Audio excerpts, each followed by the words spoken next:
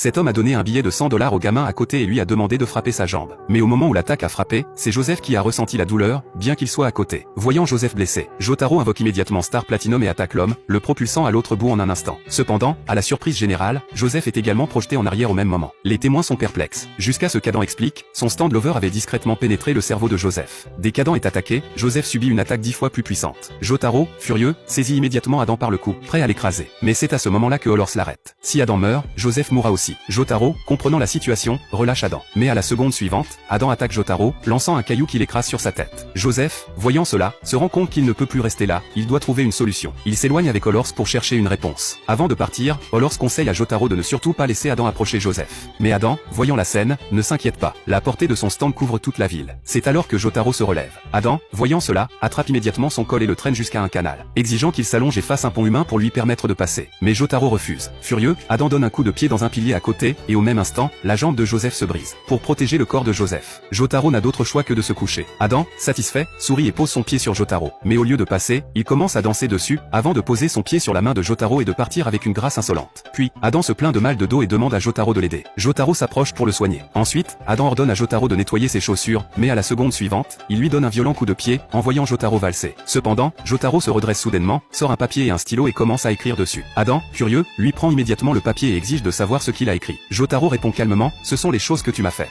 Une fois que Joseph aura réglé ses affaires, je vais te rendre l'appareil, une par une. Adam, furieux, gifle violemment Jotaro. Pendant ce temps, Joseph et les autres continuent de lutter pour traiter le stand qui se trouve dans son cerveau.